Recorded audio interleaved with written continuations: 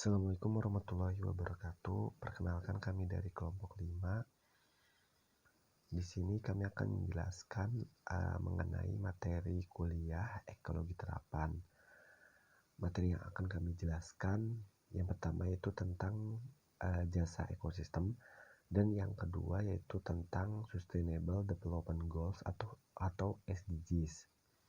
Adapun anggota dari kelompok 5 sendiri terdiri dari Alis Ilyasa, NRP 25 2017 017, Arvin Herfian, NRP 25 2017 095, dan saya sendiri, Uci Sanusi, NRP 25 2017 113, Anissa Triningsih, NRP 25 2017 122, dan yang terakhir ada Alauddin Naban, NRP 25 2018 105. Baik, kita langsung saja masuk ke materi yang pertama, yakni tentang jasa ekosistem. Definisi dari jasa ekosistem sendiri yakni manfaat yang diperoleh oleh manusia dari berbagai sumber daya alam dan proses alam yang secara bersama-sama diberikan oleh suatu ekosistem. Jadi bisa dikatakan jasa ekosistem ini memberikan keuntungan yang diperoleh manusia dari ekosistem tersebut. Nah, di dalamnya terdapat 4 kategori atau 4 macam pada jasa ekosistem. Yang pertama yaitu manfaat penyediaan atau provisioning. Yang kedua ada manfaat pengaturan atau regulating. Yang ketiga ada manfaat pendukung atau supporting. Dan yang keempat ada manfaat budaya atau kultural. Dikutip dari Peraturan Pemerintah Nomor 46 Tahun 2017 tentang Instrumentasi Ekonomi Lingkungan Hidup. Sistem klasifikasi jasa ekosistem tersebut menggunakan standar dari Ecosystem Assessment tahun 2005. Jadi semakin tinggi jasa ekosistem pada suatu wilayah, maka semakin tinggi pula daya dukung dan daya tampung lingkungan hidup tersebut.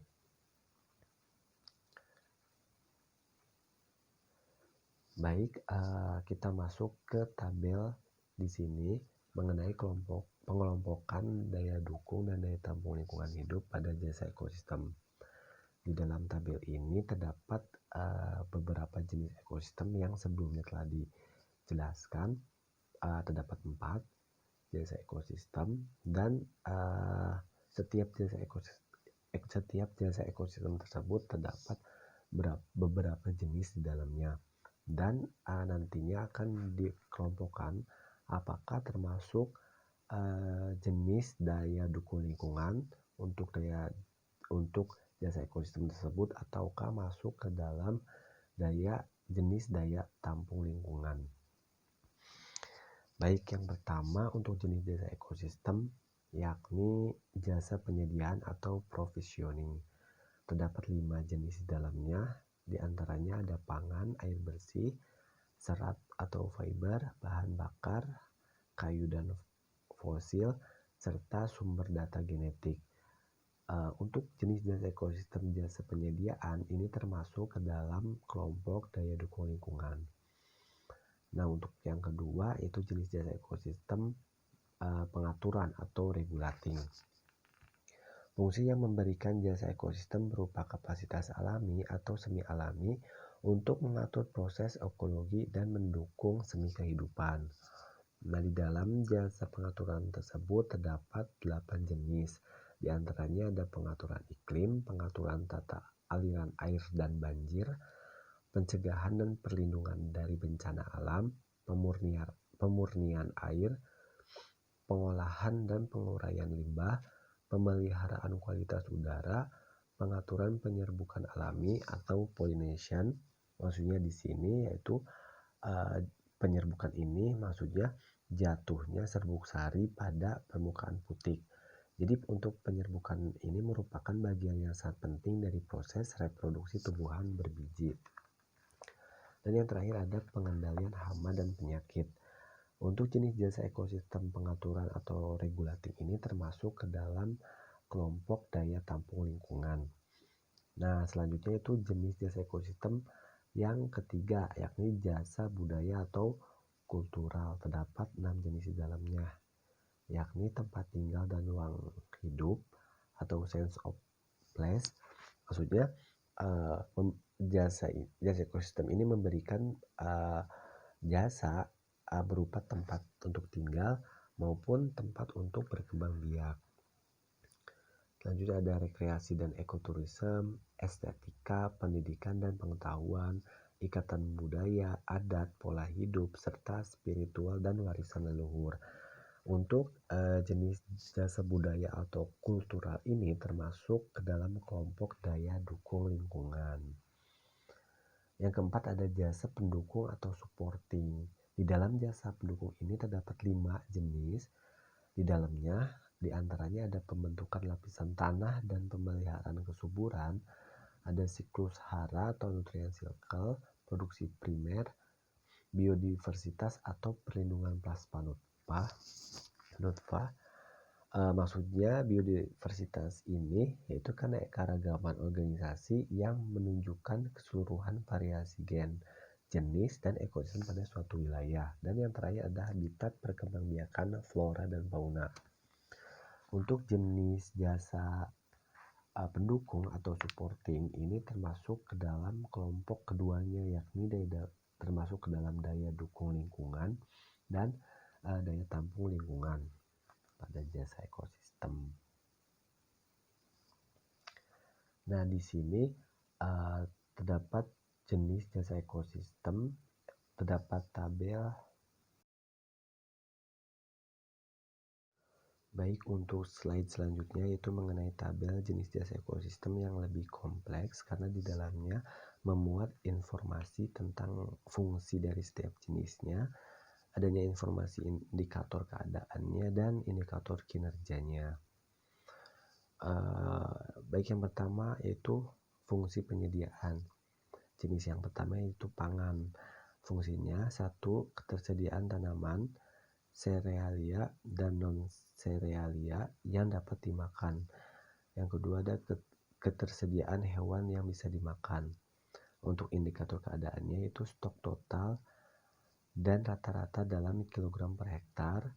Indikator kerjanya produktivitas bersih dalam KZAL per hektar per tahun atau unit lainnya. Yang kedua ada jenis air. Fungsinya ketersediaan air untuk dimanfaatkan. Indikator keadaannya jumlah total air dalam meter kubik per hektar. Dan indikator kerjanya jumlah maksimum ekstraksi air secara berkelanjutan dalam satuan meter kubik per hektar per tahun. Jenis yang ketiga yaitu serat, bahan bakar, dan material lain. Ketersediaan spesies atau komponen abiotik dengan potensi penggunaan kayu, bahan bakar, atau bahan dasar. Indikator keadaannya total biomasa dalam satuan kilogram per hektar dan indikator kinerjanya dalam jumlah optimum yang layak diekstraksi dalam kilogram per hektar per tahun. Dan jenis yang selanjutnya itu sumber daya genetik. Keempat, fungsinya ketersediaan spesies dengan materi genetik yang bermanfaat, misalnya untuk pengobatan dan spesies ornamental. Indikator keadaannya total nilai bank gen, jumlah substansi, biomasa, contohnya seperti jumlah spesies atau subspesies. Indikator kinerjanya indeks keanekaragaman hayati. Nah, slide selanjutnya itu mengenai fungsi pengaturan. Nah, terdapat 7 jenis di dalamnya. Yang pertama ada pengaturan kualitas udara. Fungsinya kapasitas ekosistem untuk menyerap aerosol dan bahan kimia dari atmosfer. Indikator keadaannya tutupan lahan yang bervegetasi dalam hektar. Sedangkan indikator kinerjanya luasan tutupan lahan yang bervegetasi dalam hektar. Jenis yang kedua dari fungsi pengaturan yakni pengaturan iklim. Fungsinya pengaturan ekosistem terhadap iklim lokal dan global melalui tutupan lahan dan proses yang dimediasi secara global. Indikatornya sama dan indikator kerja serta keadaannya sama seperti pengaturan kualitas udara. Nah, yang ketiga yakni pencegahan dan perlindungan terhadap bencana alam. Fungsinya struktur alam yang berfungsi untuk pencegahan dan perlindungan dari kebakaran lahan, abrasi, longsor, badai, gempa, dan banjir serta tsunami. Indikator keadaannya, karakteristik bentang lahan, vegetasi, dan penutupan lahan. Bentang lahan ini maksudnya suatu unit geomorfologis yang dikategorikan berdasarkan karakteristik seperti elevasi, stratifikasi, paparan batuan, dan jenis tanah tersebut. Indikator kinerjanya yaitu luasan karakteristik bentang lahan, vegetasi, dan penutupan yang berfungsi sebagai pencegahan dan perlindungan terhadap bencana alam dalam hektar. Untuk jenis fungsi pengaturan selanjutnya yaitu pengaturan air. Peran bentang alam dan penutup lahan dalam infiltrasi air dan pelepasan air secara berkala. Bentang alam di sini maksudnya seperti gunung, sawah, lembah maupun sungai. Penutup lahan maksud dari infiltrasi air tersebut yakni aliran air yang masuk ke dalam tanah melalui permukaan tanah itu sendiri. Untuk indikator keadaan dari pengaturan air tersebut yakni kapasitas infiltrasi, litologi topografi curah hujan, vegetasi tutupan, dan retensi air itu dalam meter kubik. Indikator kerjanya kuantitas infiltrasi dan retensi air serta pengaruhnya terhadap wilayah hidrologis. Contohnya seperti irigasi. Selanjutnya ada jenis dari fungsi pengaturan yaitu pemurnian air dan pengolahannya. Fungsinya peran biota dan abiotik dalam proses pembersihan atau penguraian materi organik, senyawa, dan nutrisi steril di sungai, danau, dan wilayah pesisir. Indikator keadaannya kapasitas flushing atau penggelontoran, debit, topografi, dan meretensi beban limbah dilihat dengan vegetasi. Indikator kinerjanya kemampuan limbah yang dapat di-flushing atau digelontor secara alami dalam meter kubik per detik. Jenis selanjutnya dari fungsi pengaturan yakni pengaturan penyerbukan alami atau polinasi. Fungsinya keuntungan tanaman budidaya pada penyerbuk alami. Indikator keadaannya keanekaragaman dan kelimpahan spesies penyerbuk. Indikator kerjanya jumlah dan dampak dari spesies penyerbuk.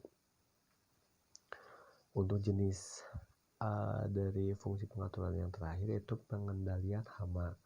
Fungsinya kontrol populasi melalui hubungan trofik. Indikator keadaannya jumlah dan dampak dari spesies pengontrol hama, dan indikator kerja untuk pengendalian hama yakni pengaturan penyakit manusia, hama, dan penyakit hewan. Selanjutnya tabel mengenai jenis jasa ekosistem dari fungsi pendukung terdapat 4 di dalamnya. Yang pertama yakni habitat keanekaragaman hayati.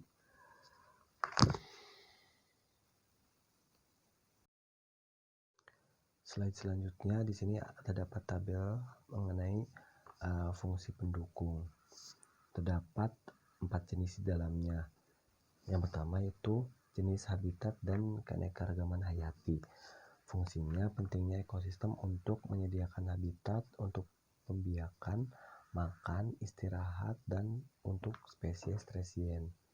Indikator keadaannya jumlah spesies dan individu tresien khususnya dengan nilai komersil. Sedangkan untuk indikator kinerja, ketergantungan ekosistem lain atau ekonomi pada jasa berkembang biak. Yang kedua, ada pembentukan dan regenerasi tanah. Fungsinya yaitu peran proses alami dalam pembentukan dan regenerasi tanah. Indikator keadaannya, penutupan akar tanaman, contohnya bioturbasi. Maksud dari bioturbasi ini adalah salah satu proses pelapukan tanah dan sedimen secara biologis yang ada di dasar laut. Indikator kinerja dari pembentukan dan regenerasi tanah ini itu jumlah pucuk tanah yang dihasilkan per hektar per tahunnya. Untuk selanjutnya, produksi primer. Fungsinya kemampuan lingkungan dalam mengkonversi energi dari matahari menjadi bentuk organik melalui proses fotosintesis. Indikator keadaannya biomasa tumbuhan dalam satuan meter kubik per hektar. Indikator kinerjanya jumlah biomasa dalam satuan meter kubik per hektar. Nah, untuk jenis jasa ekosistem fungsi pendukung yang terakhir, yakni siklus hara, fungsinya yaitu untuk kemampuan ekosistem untuk mendukung proses pelapukan bahan organik. Indikator keadaannya, maksud dari pelapukan bahan organik ini yaitu bahan-bahan yang dapat diperbaharui, didaur ulang, dirombak oleh bakteri-bakteri tanah menjadi unsur yang dapat digunakan oleh tanaman tanpa mencemari tanah dan juga air. Untuk indikator keadaannya, kesuburan tanah, tingkat produksi pertanian. Indikator kinerjanya, laju dekomposisi bahan organik, satuan berat per satuan waktu. Selanjutnya akan disampaikan oleh teman saya atau rekan saya, yakni Arvin Herfian Pratama. Silahkan, Pin. Bismillahirrahmanirrahim. Assalamualaikum warahmatullahi wabarakatuh. Nama saya Arvin Herfian Pratama. Saya akan menjelaskan mengenai jasa ekosistem sebagai fungsi budaya. Jasa ekosistem sebagai fungsi budaya memiliki 3 jenis, yaitu estetika, rekreasi, dan warisan budaya dan identitas. Yang pertama, jenis jasa ekosistem estetika yaitu memiliki fungsi sebagai daya tarik tersendiri dari bentang alam. Contohnya berdasarkan struktur, keberagaman, kehijauan, dan ketenangan. Indikator keadaan dari fungsi estetika ini yaitu jumlah atau luas fitur bentang alam dengan penetapan apresiasi atau penghargaan.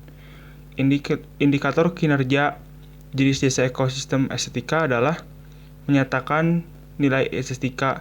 Contohnya seperti jumlah rumah dengan batas area alami. Yang kedua adalah jenis jasa ekosistem rekreasi. Fungsi dari jenis jasa ekosistem rekreasi yaitu bentang alamnya dengan daya tarik kehidupan alam liar.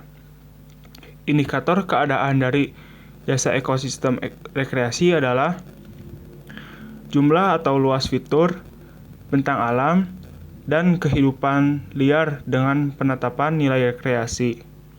Indikator kinerjanya yaitu jumlah maksimum orang dan fasilitas secara berkelanjutan. Yang terakhir dari jenis jasa ekosistem sebagai fungsi budaya yaitu warisan budaya dan identitas. Fungsi dari jenis jasa ekosistem ini yaitu pentingnya fitur bentang alam atau spesies secara budaya. Indikator keadaannya yaitu jumlah atau luas fitur bentang alam atau spesies yang penting secara budaya. Sedangkan indikator kinerjanya yaitu jumlah masyarakat adat yang menggunakan bentang alam tersebut untuk berikutnya yaitu asumsi jasa ekosistem menurut daya tampung, maupun daya dukung. Jasa ekosistem jika diasumsikan dengan daya dukung, yaitu semakin tinggi jasa ekosistem suatu wilayah, maka semakin tinggi kemampuan lingkungan hidup untuk mendukung perkehidupan manusia, makhluk hidup lain, dan keseimbangan antar keduanya. Sedangkan asumsi jasa ekosistem dengan daya tampung, yaitu semakin tinggi jasa ekosistem suatu wilayah, maka semakin tinggi kemampuan lingkungan hidup untuk menyerap zat, energi, dan atau komponen lainnya yang masuk. Berikutnya adalah penjelasan mengenai hutan sebagai core bisnis jasa ekosistem. Dalam RPPLH, jasa ekosistem hutan telah dirancang untuk diatur dan dikelola dengan sebaik mungkin agar keberlangsungannya tetap terjaga. Adapun fungsi-fungsi hutan sebagai jasa ekosistem. Yang pertama adalah penyerap karbon. Aktivitas manusia tidak lepas dari penggunaan bahan bakar fosil, di mana penggunaan bahan bakar fosil tersebut akan menghasilkan emisi karbon dioksida. Hutan melalui tumbuhan akan menyerap karbon dengan proses fotosintesis sehingga menghasilkan oksigen. Yang kedua adalah pengendalian jasa air. Hutan adalah suatu wilayah yang memiliki daya serap air hujan yang tertinggi.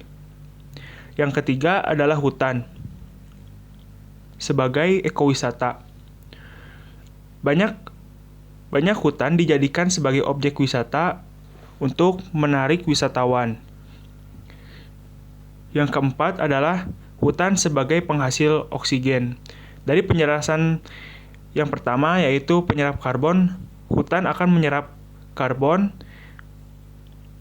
melalui tumbuhan dengan proses fotosintesis akan menghasilkan.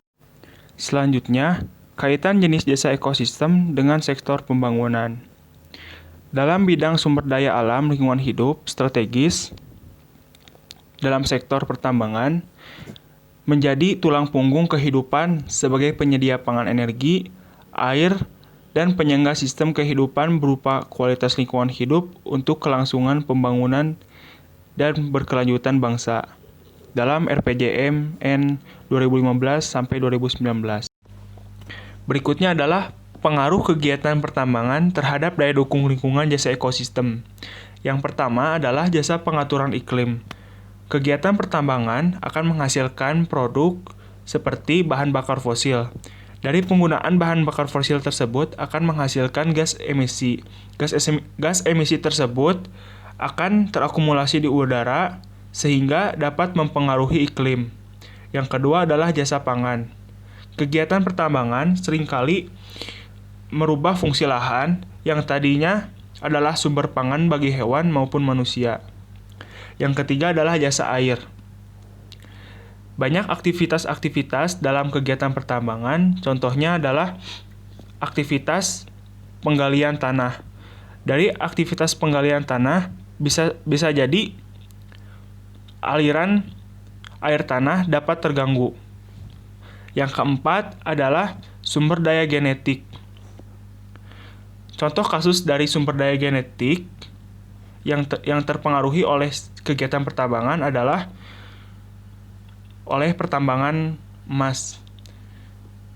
Emas hasil tambang akan dipisahkan oleh merkuri dari batuan-batuan lain atau mineral-mineral lain.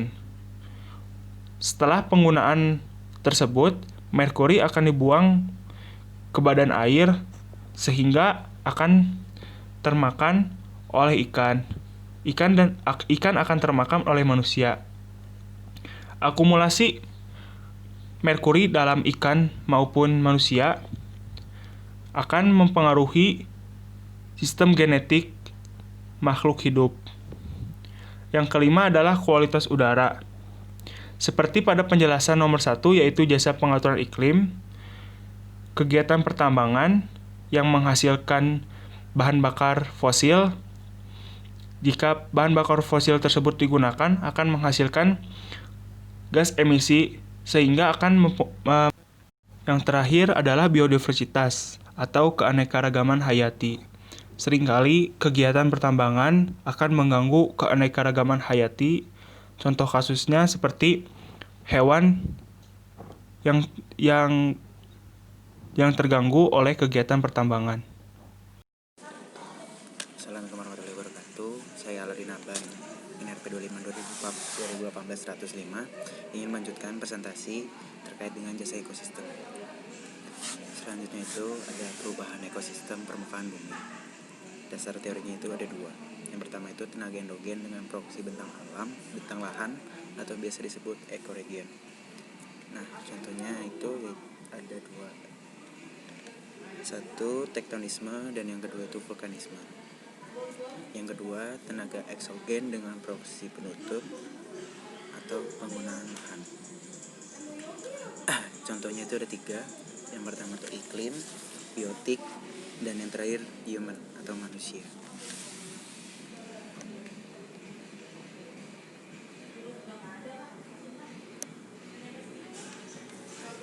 Selanjutnya, dinamika ruang, das, dan jasa ekosistem.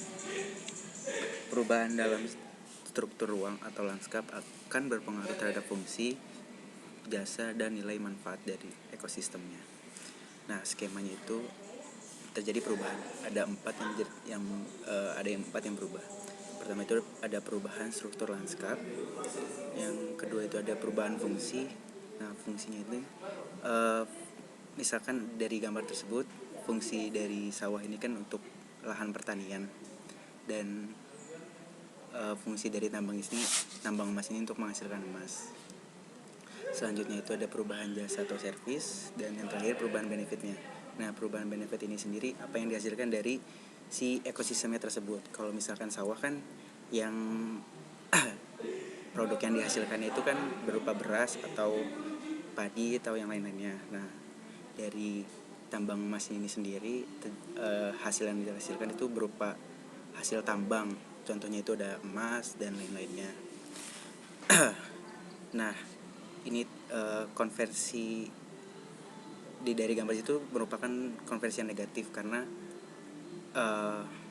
kenapa disebut negatif? Karena merusak lingkungan. Selanjutnya yaitu ada Sustainable Development Goals atau yang biasa disebut SDG.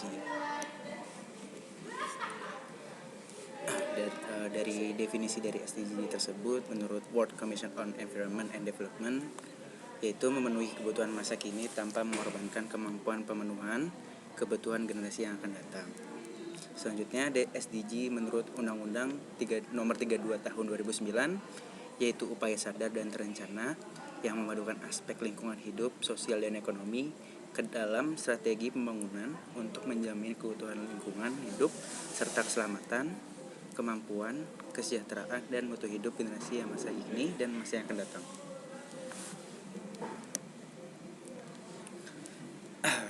Nah, dari SDG ini ada istilah dengan 5P. Yang pertama itu ada planet. Planet itu fungsinya melindungi sumber daya alam dan iklim untuk generasi yang masa akan datang.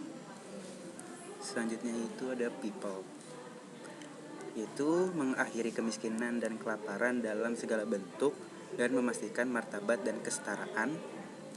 Selanjutnya ada prosperity, yaitu untuk memastikan kehidupan yang makmur dan memuaskan selaras dengan alam. Selanjutnya ada peace, yaitu untuk menumbuhkan masyarakat yang damai, adil, dan inklusif. Selanjutnya ada partnership, yaitu mengimplementasikan agenda melalui kemitraan global yang solid. Nah, cakupan dari 5P itu ada 4. Yang pertama itu ada kemajuan pada satu dimensi, membutuhkan keterlibatan aktif dari dimensi yang lain. Selanjutnya itu ada katalis untuk kemitraan internasional. Selanjutnya kepemilikan bersama, dan yang terakhir SDGs sebagai kerangka komprehensif, terintegrasi, dan tidak terpisahkan. Slide selanjutnya yaitu akan dijelaskan oleh saya, Anissa Triningsih, NRP 25/2017-122. Di sini ada tujuan pembangunan berkelanjutan. di mana tujuannya sendiri yaitu terdapat 17 tujuan. Yang pertama ada menghapus kemiskinan, yaitu mengakhiri kemiskinan dalam segala bentuknya di setiap tempat. Kedua, mengakhiri kelaparan, mencapai ketahanan pangan, memperbaiki gizi, dan meningkatkan pertanian yang berkelanjutan. Ketiga yaitu ada kesehatan yang baik dan kesejahteraan. Menjamin hidup yang sehat dan meningkatkan kesehatan dan kesejahteraan bagi semua pada semua usia. Keempat, pendidikan bermutu. Menjamin pendidikan yang berkualitas, inklusif dan adil, meningkatkan kesempatan belajar sepanjang hayat bagi semua. Kelima, kesetaraan gender. Mencapai kesetaraan gender dan memberdayakan semua wanita dan gadis. Keenam, akses air bersih dan sanitasi. Menjamin ketersediaan dan pengelolaan air dan sanitasi yang berkelanjutan bagi semua. 7. Energi bersih dan terjangkau. Menjamin akses terhadap energi yang terjangkau, andal, berkelanjutan, dan modern bagi semua. 8. Pekerjaan layak dan pertumbuhan ekonomi. Meningkatkan pertumbuhan ekonomi yang berkelanjutan dan inklusif, partisipasi penuh dalam pekerjaan yang produktif, jenis pekerjaan yang layak bagi semua. 9. Infrastruktur industri dan inovasi. Membangun infrastruktur atau prasarana yang awet, meningkatkan industrialisasi yang inklusif dan berkelanjutan, mendukung inovasi. 10. Mengurangi ketimpangan. Mengurangi ketidaksetaraan dalam dan antar negara. 11. Kota dan komunitas yang berkelanjutan. Membangun kota dan pemukiman manusia yang inklusif, aman, awet, dan berkelanjutan. 12. Konsumsi dan produksi yang bertanggung jawab. Menjamin pola konsumsi dan produksi yang berkelanjutan. 13. Penanganan perubahan iklim. Mengambil langkah-langkah tindakan yang segera untuk mengatasi perubahan iklim dan dampaknya. 14. Menjaga ekosistem laut. Melindungi dan menggunakan lautan, laut, dan sumber daya kelautan secara berkelanjutan untuk pembangunan yang berkelanjutan. 15. Menjaga ekosistem darat. Melindungi, memulihkan, dan meningkatkan penggunaan ekosistem bumi secara berkelanjutan. Mengelola hutan secara berkelanjutan, menghentikan dan membalik degradasi tanah, dan kehilangan biodiversitas atau keragaman hayati. 16. Perdamaian, keadilan, dan kelembagaan yang kuat. Menciptakan masyarakat yang damai dan inklusif untuk pembangunan yang berkelanjutan, memberikan akses terhadap keadilan bagi semua, membangun lembaga yang efektif, akuntabel atau dapat dipertanggungjawabkan, dan inklusif pada semua level. 17. Kemitraan untuk mencapai tujuan.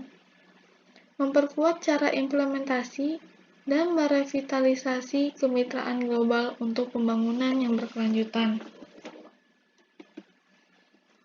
Sustainable Development Goals sendiri ini terdiri atau dibagi ke 4 pilar, di mana terdapat 17 goal, 169 target, dan 241 indikator.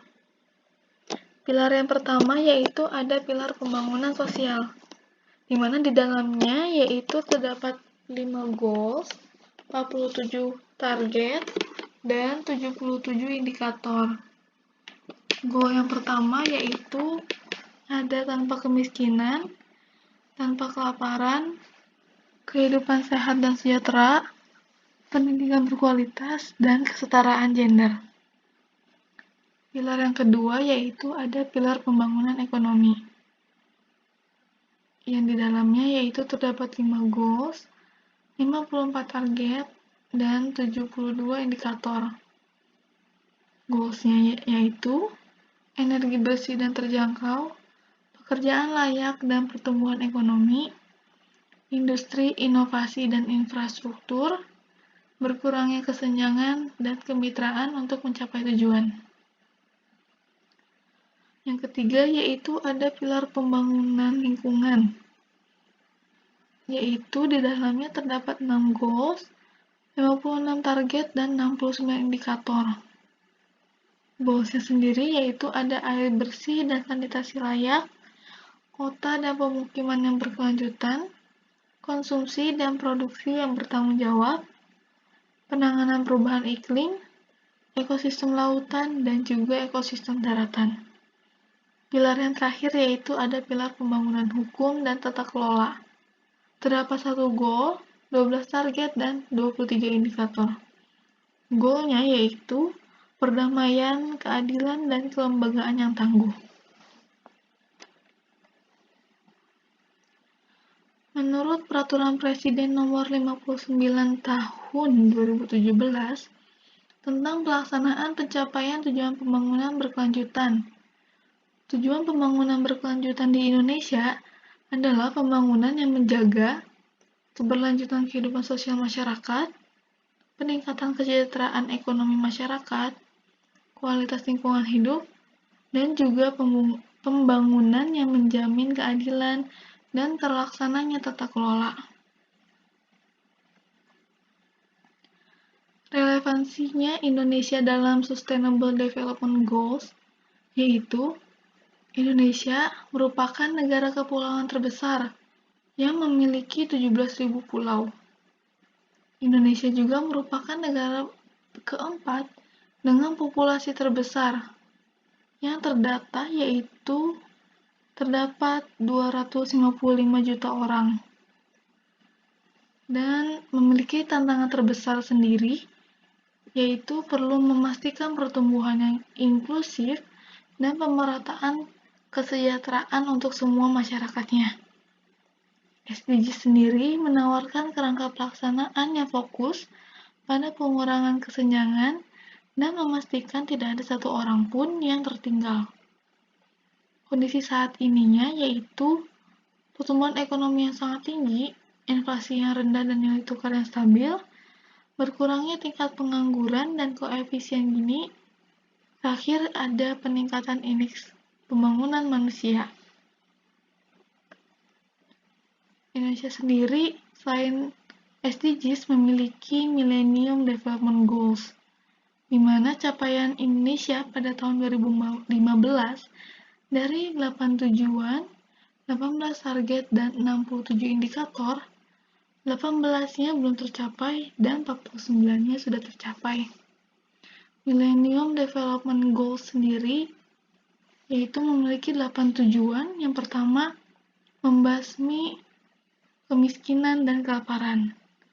Kedua, memastikan pendidikan utama yang universal. Ketiga, meningkatkan kesetaraan gender dan pemberdayaan wanita. Keempat, mengurangi angka kematian anak. Kelima, meningkatkan kesehatan ibu hamil. Keenam, melawan HIV/AIDS, malaria, dan wabah lainnya. Ketujuh,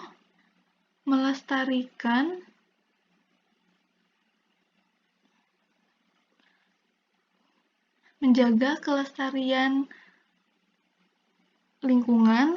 Dan yang kedelapan, menjalin kemitraan global untuk pembangunan.